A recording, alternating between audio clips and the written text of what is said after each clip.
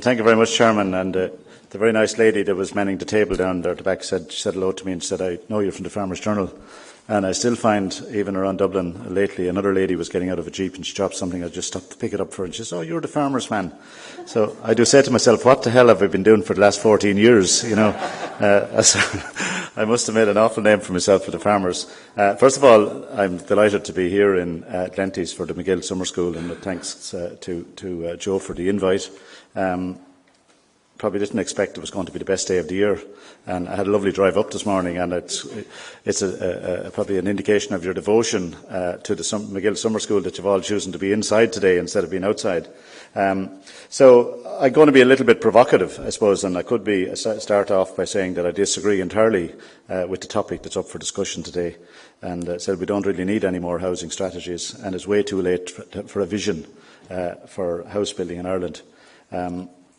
And I suppose I could say that just for some of these reasons, that we've had a lot of strategies over the years, and from a lot of different agencies and from a lot of different departments. We've had Construction 2020, which the industry had a big input into and got a big launch and so on, and did like a lot of other reports. It's on a number of shelves around the place. We've had the Social Housing Strategy 2020. We've had the Committee on Homelessness and the Housing Report just fairly recently. And today, of course, we have Rebuilding Ireland. So all of these strategies are certainly big on targets for house building, but they certainly lack the focus on the capacity of the industry to deliver. And I suppose since the recession and all that went with that, and all the pain that people suffered and so on, the construction industry have essentially been excluded from policy formulation process. And I admit that, despite my own best efforts and having been in politics and so on, very, very difficult to get the ear. Well, you get the ear of people, all right, but when it comes to taking up a policy position, they were inclined to exclude the construction industry because of the blame that they choose to give the industry, and some of it obviously deemed to be rightly so. So we've had strategies that haven't quite addressed the fact that house builders haven't been building houses because it's not viable to build houses. And the state has stopped building houses. So as a result, we have the particular difficulty that we have. And just as MacGill has said and has illustrated, the worst manifestation of all is the homelessness and the issues for Paul and he's like, that don't have anywhere to live at all. And she did say it's complex, but that's the worst case. Like, we have all sorts of other situations. I know the board on the back there giving an illustration of Donegal and what has happened in the population there. The 1911 census, I think it says it's 159,000 people in Donegal. Not sure what it is now, Joe. It was announced this year. Do you know what the population is this year? Donegal. The census.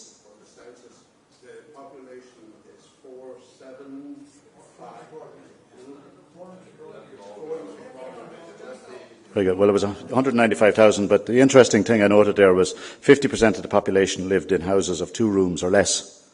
That certainly isn't the case anymore. I note from my own enumerator doing the local census, I was asking her about how she was getting on and so on. Pretty tedious job, and finding people at home and all of that. But she said of the 432 houses, I think, that she knocked on, only 2 of them had 6 or more people in them. So, you know, and I didn't get into the other detail, but I'm sure an awful lot of them are people living on their own. That's done in South Offaly.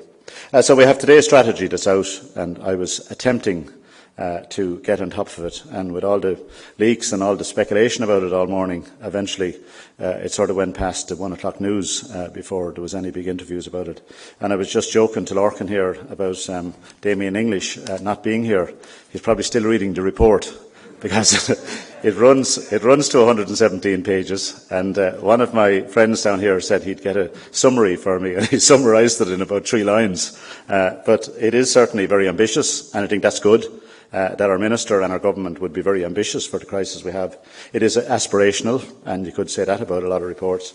I suppose if it was spoken, it would be verbose. It certainly it's not short of text, and it's talking about a lot of different quangos and different groups that are going to have to set up to solve the problems. There is an old saying that the best time to plant forestry is 20 years ago, and I suppose the second best time is yesterday. Unfortunately, houses are just a bit like trees. The best time to be building them is, long before you need them. So, you could say we're at least 5 years too late with this particular strategy. I could say that we've been telling the government in pre-budget submissions and otherwise for the last 5 or 6 years that this is going to happen. And, I see a lot of speculation at the moment about the number of vacant houses that are out there. I particularly feel that that's over, and Lorcan obviously will make some reference to that later. I heard him talking about Jester Even. Only 5 or 6 years ago, the different economists and other players were out saying that we have enough houses to do us forevermore in the country. And now we know that that was an exaggeration as well. So, of course, we need a vision for housing for the next 20 years and how we're going to cope with the whole economic change, with the social change and with the demographic changes that we have.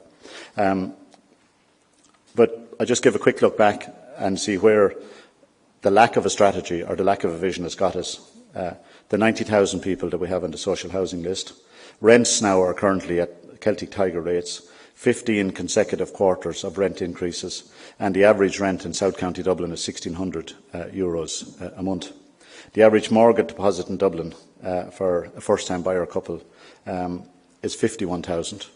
And any of you that are pretty good at the maths, you'd need to be putting away €400 a month for 10 years to get your 51,000 deposit. In most cases, those people are paying the £1,600 rent as well.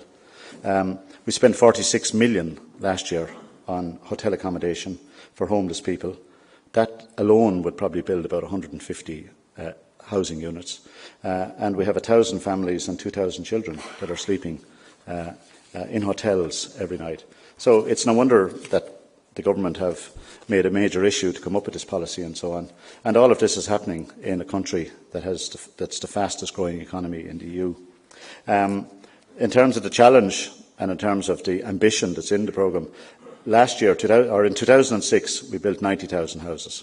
That was at the very peak.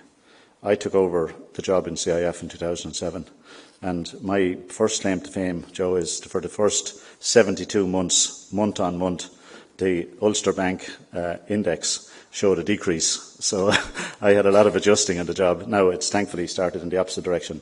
But last year we just completed 12,300 houses. That's the very same number that we did in 1974 when we had a population of just 3 million, which is about 50% less than we have today. Many of the houses that we completed last year, and a completed house, as far as the statistics, is a house that's connected to the ESB. So it can be at any other stage, but as soon as it's connected to the meter, it becomes a completed house. And that's probably as good a time indication as any other. But a lot of those houses were mothballed. They had been partly built or whatever, and they were finished off last year. So if you want to look at a real figure, it's probably look at the commencement levels, because with the new building regulations now, you have to serve a commencement order on the Department of Housing now, as it is, instead of the Environment. And last year, we just began building 8,000 houses. So we're already looking like as if we're going to have less houses built in this year, 2016, than we had last year. So, when you hear the targets that are out there, then you begin to wonder. The ESRI are saying that we require 25,000 houses to meet our population growth. Minister Coveney is talking about 30,000 when he takes in the pent-up demand that has happened over the last number of years. So really, if you think about it, the industry now is going to have to reach a massive level of output. We're going to have to build 4 times the amount of commencements that we, in 4 years' time, than we're just doing now. So that's a massive ramping up. One of the biggest developments that is coming online in Dublin is in Glenamuck. There's 3,000 houses there, but we need about 10 Glenamucks to meet the 30,000 number that Minister Coveney has mentioned. On the social housing side, just to give you just a sense of the challenge, the Minister talked today of 47,000 houses by 2021. Last year, there was only 75 new social houses built by local authorities, and 476 were built by the Voluntary Housing Agency. So we're going to move from a situation now of the 47,000 the Minister refers to in his strategy today. I understand that they're going to be acquired and bought and refurbed and so on, but he expects to build about 17,000. But when you take into account that the local authorities only built 75 houses last year, and the housing agencies did 476, it is a major ramp up. And the ambition is fine, but making it happen is going to be the big challenge. In 1975, again, just to show what we could do, and like I said, in 2006, the industry was able to build over 80,000 houses. In 1975, long time ago, local authorities built 8,800 social houses. So that's what happened when you don't have a vision, and so we set very substantial targets. And how did we get there? And I suppose, as a former politician for a short while, I was only a politician for 5 years of my life, but I certainly understand how politics works. I have a lot of admiration for politics because you always have to be thinking of the next election, and I thought I did a great job for my constituency, and when I went back out knocking on the door in 5 years' time, I just got rejected, and you just have to get on and get over it. So every politician that has ambitions in his lifetime or in his short period has to be always conscious of the next.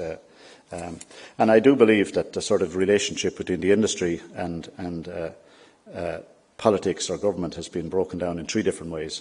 And the first one is the government depend on the construction industry to deliver the housing. And as a result of that, it's a big social need that we all know that's imperative for people to get on in their lives, is to have a place and a home to live in. And the government has a massive tax take. It is a bonanza for the Exchequer when we're building a lot of houses. 36% of the cost of every unit goes directly or indirectly to the Exchequer. And that's house building is highly labour intensive, so you pay your PAYE and PRSI, but you've got your VAT and you've got your stamp duty and you've got your levies and your Part 5 contribution and all of the stuff. So a 300,000 house at the moment, which is a fairly basic first-time buyer house, 100k of that goes to the Exchequer. So you can imagine if we're building 60,000 houses, it's a big money spinner. So when house building activity increases, the government binges, and then when the binge is over, we know we get a hangover and then stop engaging, and that's been partly what's happened. There's no aligned department in government for the construction industry. Any of the other sectors, agriculture, which I was very involved in, everything in farming and on the food side was covered by agriculture. Department of Agriculture, banks are covered by the Department of Finance, but there's no aligned department. And the Department of Housing now, which it is, do more monitoring than to do in actual fact, helping the industry. And then there's a myriad of other government agencies that are involved in the whole housing side. And, to try and have all of them pulling together is a major challenge.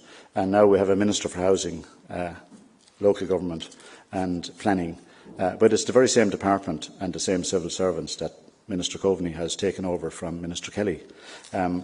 So, to bring all the other groups together is a challenge. And I note that in the strategy today, they've talked about all the stuff that's not in it that is going to be dealt with in the next budget in terms of incentives for first-time buyers and looking at VAT and looking at other elements. But today, I think a very positive announcement has been this Housing Delivery Office, which is certainly looks like a sort of a group with a bit of teeth and some experience. They're going to be partly from within the civil service and partly from people brought in, and they're going to be charged with delivering.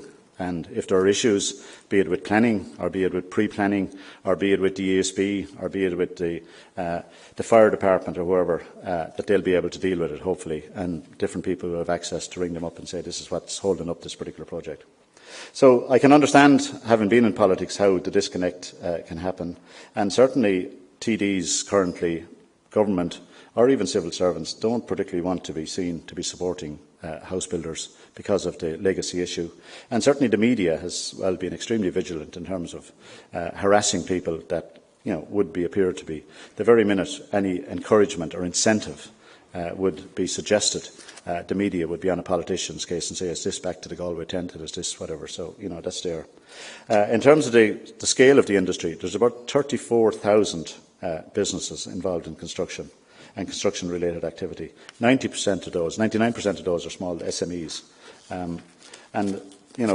The home builders and the local contractors, they run small businesses in every community in Ireland. And you could say, I suppose, that the Irish house builder, the small house builder, is the equivalent to the small farmer in the local community. He's providing jobs, he's spending the income in the local area, he's tending to the housing stock and the built environment right across the community.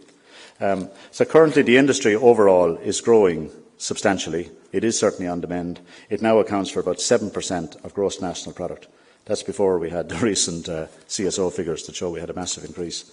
The OECD would suggest that in a normal economy like Ireland, that construction should be about 12% of GNP. The Irish Times have a crane watch, which they update every week, and the last count say there's 45 cranes on the Dublin skyline. And that shows an increasing amount of cranes, an increasing amount of work on any street you walk around in Dublin now, particularly if you go down around opposite the Dáil and so on. It's almost like a massive building site. I was in Merrion Square this morning, and there's massive scaffolding up all along there with big refurb being done. So the construction industry are busy building, hiring people. We've taken on 1,000 extra people each month for the last 15 months. But we're not building houses, we're building offices, we're building infrastructure and doing major refurbs. So in order for the house building to get going, Minister Coveney will have to support house builders by ensuring they have access to finance. And that certainly has been a problem lately, part of the legacy issues as well.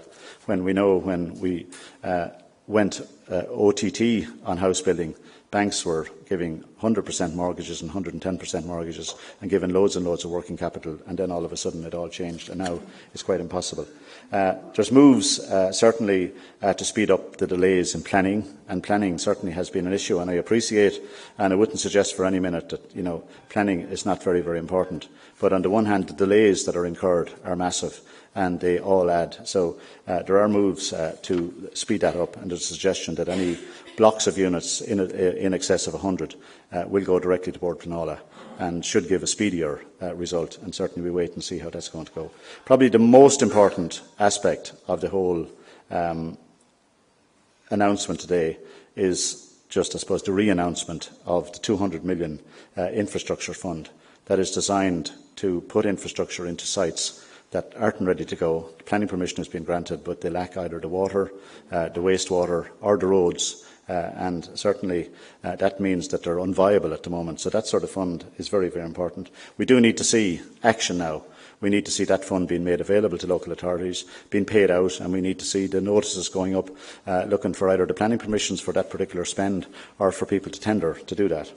So certainly I'd be hopeful that today's announcement is certainly going to be good in the short term. In terms of looking forward, clearly there's a whole lot of trends that are not just typical to Ireland. Urbanisation, an ageing population, climate change, demographics and the capacity of the industry to deliver are all issues that, in terms of a vision, that we need to be looking at. And certainly that would help the construction industry and individual builders to plan forward. If he knows that he's likely to be building 10 houses next year instead of the 6 that he built last year, he'll be able to ramp up, take on apprentices, invest in new plant and so on, and move on that. Currently, in terms of interest rates and access to capital, builders, for a start, are finding it extremely difficult to get the working capital to carry out building projects. Whether it's a 10-house project or a 100-house project, it is extremely difficult, and the rates are high. We're going to have the big players are going to do the big building, and they're going to be funded by NAMA or funded by whatever agencies and so on. But be it in the Glenties or in Burr, my local town, or in Athlone or wherever, it's the small builders that are going to have to continue to build there. And it's not just a regional issue. We already have the country managers of the big operations of Intel, of PayPal and Apple saying that they're very, very concerned of the lack of housing infrastructure for their workers, both the current workers and the new workers. Even Louise Phelan was saying that she had to call upon her staff to make rooms in their current houses available for new people coming in. So that is becoming a worry, and I know that the IDA are deeply concerned about the lack of housing supply as we go forward. The central bank, certainly, and the impact on mortgages is a major issue. We have just completed our submission to the central bank at the moment, the CIF, and our analysis showed that first-time buying couples, and we've looked at 4 different grades. We've looked at a guard, a teacher, and a nurse and an executive officer in the civil service, an executive officer that have served 5 years' time. So they're onto a decent wage, and they're in a pretty permanent, secure job. No combination, unless you could have a threesome, which I'm not sure how that would apply to the mortgage company. But any combination of 2 of them together cannot qualify to draw down a mortgage for the typical starter home, which is that the chartered surveyors have looked lately and said the typical starter home in Dublin, a 3-bed semi, is what they would aspire to buying, is about 330,000. So, when you have a situation that and there's a lot of people that don't have the permanency of the civil service or don't have that level of salary. They have no chance at all. But this is, and we just did it to illustrate a point, areas that are. And when the rules were brought in, and I'm not for a minute saying that we shouldn't have stringent rules and we should never loosen up the purse strings like we did before, but certainly a bit of tweaking in the rules that we have at the moment would make a lot of difference and would allow a guard and a teacher who are coming together to start a new home, that they would be able to qualify, and I'm sure that they would be able to repay their mortgages. And very much it is the case, and our submission have shown that very, very clearly, that in actual fact the actual mortgage that they would pay could be substantially less than the current rent that they are paying. One of the big issues in terms of the viability for builders, that when a builder goes to his bank at the moment seeking the working capital, and I say 100% of them have to do, because none of them have reserves to run them down over the difficult time. First of all, the bank is looking for a margin. Is this proposition you're making to be viable? And they put in a 10 to 15% profit margin. But they want a stream of mortgage approved buyers. They're not going to say, listen, go build them and somebody will buy them. They actually want to see, have you got a stream of mortgage approved buyers? And that's the difficulty at the moment. That particular stream is run dry. The central bank's regulations are very, very tight. The government, of course, are saying we have no control over the central bank, they're independent. So we'll just have to wait and see. But as I said, tweaking certainly is going to be absolutely necessary there. We have proposed, in advance of this and in our pre-budget submission, a Help to Buy scheme for first-time buyers. And we know that the government are speculating now, under speculation, that they're going to bring in some support for first-time buyers. The one we proposed is the equivalent of the one they have in the UK, where the government would take an equity share in the home for 5 years. So it means the government are guaranteed their money. You can't sell the house unless the government's equity is repaid, and it's fairly low interest rates for the first 2 years. We're also encouraging an SSIA type savings scheme to help people and to support them in terms of getting a deposit together. The other area is in government levies. There are very, very substantial levies, particularly with local authority development levies, that certainly act as a barrier to the cost of a home. Because if you take the home, the builder provides the home, and say it's been sold in Dublin for 330,000, all of the costs have to be added there. So if there's a 12 or 15,000 development levy, it's the first-time buyer that has to fund that cost. And particularly now that we have property tax, I think it's grossly unfair to expect the first-time buyer to pay up front all of that development levy or stroke property tax. And I think the property tax will allow him to make a contribution to those development costs over the period of his lifetime. Finally, the vexed question that's been raised time and time again is about VAT. Irish homes have a 13.5% VAT rate. So when the builder has the house finished, he offers it for sale, and he has to add on 13.5%, which for your typical starter home is close on 40,000 quid. There's no VAT in the north of Ireland, there's no VAT in the UK. And we've been looking, like some people from the hospitality sector, that very, very successfully lobbied to have VAT on the hospitality sector reduced from the 13.5% to 9%, and it appears to have worked very well. Restaurants are flying, hotels are flying, tourism are pouring in here, and jobs have increased. The standard reply you get back from Finance or the Minister of Finance, sure, if we give you the VAT cut, you'll pocket it, and the first-time buyer will never see it. And I don't have a problem if they decide to give it directly to the first-time buyer. I don't have a problem if it makes the first-time buyer in a better position to buy the house. Certainly, that's fine. I'm conscious that I'm gone on a bit now, Joe. The last thing I'm going to say, there were ills within the industry in the past. There was some poor, shoddy workmanship done, and some of the developers over-borrowed and were over-exuberant in lifestyle that didn't reflect in the long term well on the industry. We have proposed, together with the Department of the Environment, as it was, and now with Housing, a Construction Industry Register of Ireland. And this is a standards body. It means that in future, anybody being involved in construction will have to show that they're competent and have experience and have all the skills, that they have their insurances, that they have their health and safety, and basically that they're professional builders. And it's a way of getting the cowboys out of the industry. It was proposed in Construction 2020. We have it set up as a voluntary scheme. We have 850 of our members signed up to it, but we're waiting and promised that the government will make it statutory, and certainly we'd like to see that happening. The last issue, I suppose, is in terms of a vision, is we lost thousands and thousands of people out of the industry that travelled the globe and signed on the dole and went elsewhere when we had the collapse in the industry. Now that it's building up, we need to plan. And already the industry that is building the houses and building the facilities for FDI and so on, or rather building the offices, are finding and reporting skill shortages. If we spend the €5.6 billion that the Minister is promising, there's a very, very simple rule of thumb. €1 billion spent on infrastructure is 10,000 jobs. So, that would suggest that over the next 5 or 6 years there will be an extra 50,000 jobs in construction. So you'd say, where are they going to come from? Are the apprentices there? Are the colleges training up people and so on? We've been working very, very closely with Solus and with different elements of the Department of Education to make sure that that is happening. But I'm suspecting that it is going to be an issue.